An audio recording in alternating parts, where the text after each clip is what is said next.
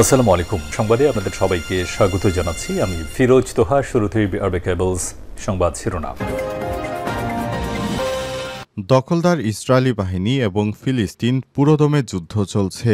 আর এই মুহূর্তে আমাদের হাতে এসছে যুদ্ধের ভয়ঙ্কর কিছু গুরুত্বপূর্ণ আপডেট সংবাদ। প্রথমেই জানাবো, আল আকসা মসজিদ প্রাঙ্গণে এবার পুলিশ পাহারায় হামলা। অধিকৃত পূর্ব জেরুজালেমে ইসরায়েলি পুলিশের পাহারায় পবিত্র আল আকসা মসজিদের প্রাঙ্গণে হামলা চালিয়েছে ইসরায়েলি বসতি স্থাপনকারীরা। আজ ফিলিস্তিনি সংবাদ সংস্থা অফার বরাদ দিয়ে এই খবর জানিয়েছে আল জাজিরা। এরপর জানাবো, এক মাসে গাজায় প্রায় ৬০০ শিশু হত্যা করেছে ইসরায়েল। গাজায় যুদ্ধবিরতি ভঙ্গ করে এক মাসে প্রায় ৬০০ জন শিশুকে হত্যা করেছে দখলদার ইসরায়েল। সেই সঙ্গে আরও ১৬০০ জনের বেশি শিশু আহত হয়েছে।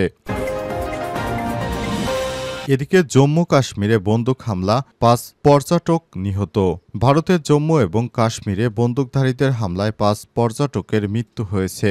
এছাড়াও এই ঘটনায় ৮ জন আহত হয়েছে। আজ বিকালে এই ঘটনা ঘটে। পুলিশের একটি সূত্র বার্তা সংস্থা রয়টার্সকে সংবাদটি নিশ্চিত করেছে। এই ঘটনায় গভীর উদ্বেগ প্রকাশ করেছে ভারতের কেন্দ্রীয় সরকার এবং স্বরাষ্ট্র মন্ত্রণালয়। এবারে জানাবো, পোপ ফ্রান্সিসের মৃত্যুতে ইতালিতে ৫ দিনের জাতীয় শোক ঘোষণা। পোপ ফ্রান্সিসের মৃত্যুতে ইতালি সরকার ৫ দিনের জাতীয় রাষ্ট্রীয় শোক ঘোষণা করেছে।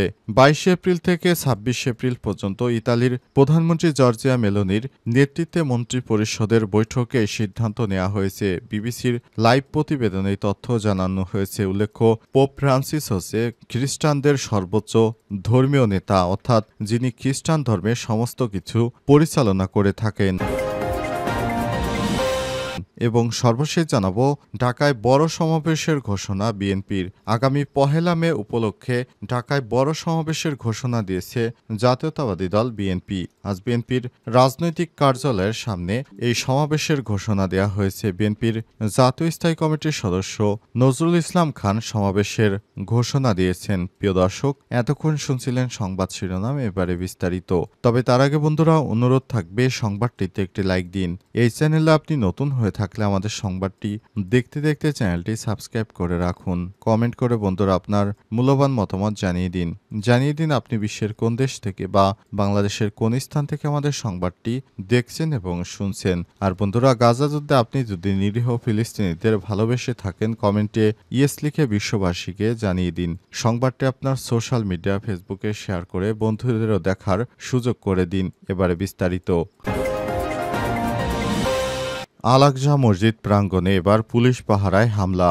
অধিকৃত পূর্ব জেরুজালেমে ইসরায়েলি পুলিশের পাহারায় পবিত্র আল আকসা মসজিদের প্রাঙ্গণে হামলা চালিয়েছে ইসরায়েলি বসতি স্থাপনকারীরা। ফিলিস্তিনি সংবাদ সংস্থা অফার বরাদ দিয়ে আজ এই খবর জানিয়েছে আল জাজিরা। প্রত্যক্ষদর্শীরা জানায়, বসতি স্থাপনকারীরা দলে দলে এসে ফিলিস্তিনিদের উত্তেজিত করার জন্য ঘটনাস্থলে ঘুরে বেরিয়েছে।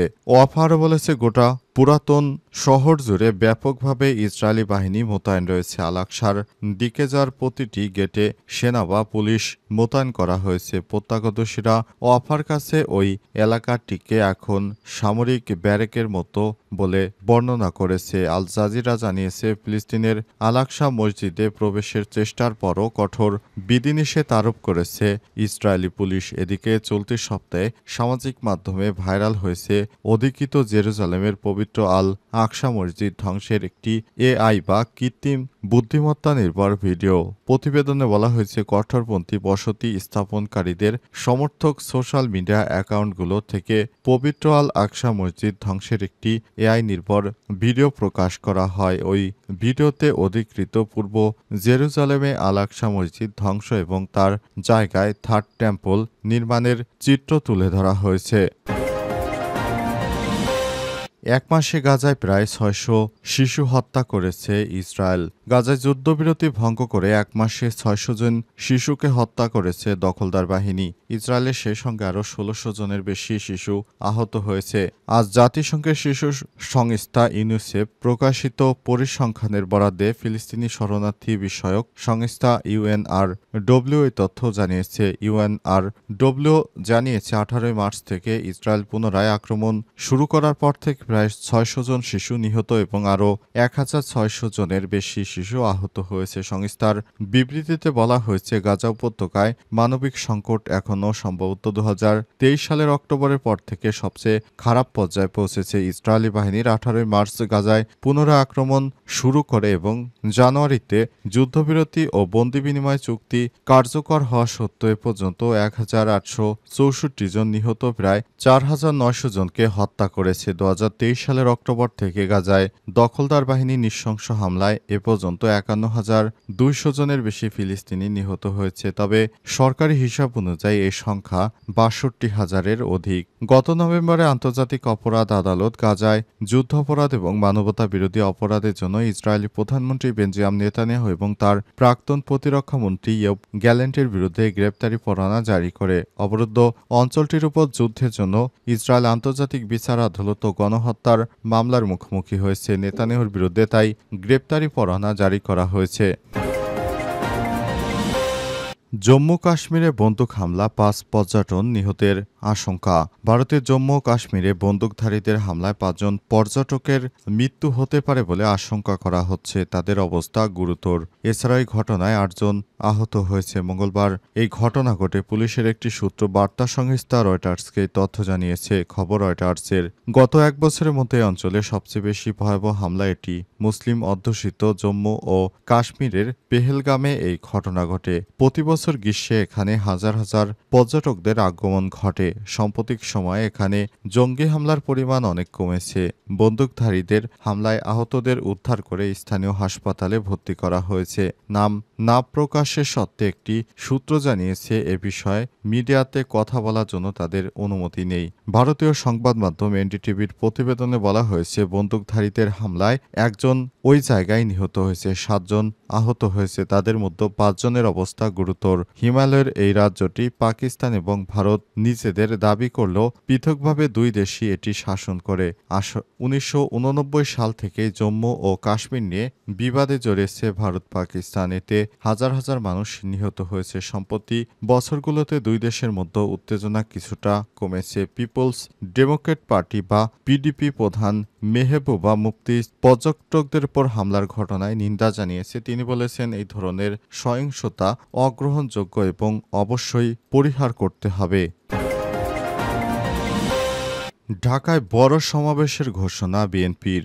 জাতীয় শ্রমিক দলের উদ্যোগে মহান মে দিবসে রাজধানীতে বড় সমাবেশের আয়োজনের ঘোষণা দিয়েছে বিএনপি। নয়াপল্টনে বিএনপির কেন্দ্রীয় কার্যালয়ের সামনে এই সমাবেশের ঘোষণা দেওয়া হয়েছে। আজ গুলশানে বিএনপির চেয়ারপারসনের রাজনৈতিক কার্যালয়ে আয়োজিত সংবাদ সম্মেলনে এই তথ্য জানায় দলটির স্থায়ী কমিটির সদস্য নজরুল ইসলাম খান। নজরুল ইসলাম খান বলেছেন, ১ মে বেলা ২টায় নয়াপল্টনে শ্রমিক সমাবেশ অনুষ্ঠিত হবে। এতে বিএনপির ভারপ্রাপ্ত চেয়ারম্যান তারেক রহমান ভার্চুয়ালি যুক্ত হয়ে প্রধান অতিথি হিসেবে বক্তব্য দেবেন। তিনি আরো বলেন, মহাসমাবেশে ঢাকার পাশাপাশি আশপাশের জেলাগুলোর নেতাকর্মীরাও অংশ নেবেন। ওই দিন সরকারি ছুটি থাকায় বড় সমাবেশ হলে মানুষের ভোগান্তি কম হবে। পাশাপাশি দেশের সব মহানগর ও জেলা শহরে স্থানীয় শ্রমিক দলের উদ্যোগে সমাবেশ অনুষ্ঠিত হবে বলেও জানান নজরুল ইসলাম খান। এ সময় সাংবাদিকদের এক প্রশ্নের জবাবে ওই বিএনপি নেতা বলেন, শ্রম সংস্কার কমিশনে যে প্রতিবেদন জমা দিয়েছে তা বিএনপি সমর্থন করে। সুতরাং এ বিষয়ে তারা একটি বড় ধরনের সমাবেশ করতে চায়। সমাবেশে যারা অংশগ্রহণ করবেন তারা যেন ঢাকায় চলে আসেন দ্রুত সময়ের মধ্যে, কারণ এই সমাবেশ থেকেই পরবর্তীতে বড় কোনো কর্মসূচি দেওয়া হতে পারে এমনটাই জানা গেছে।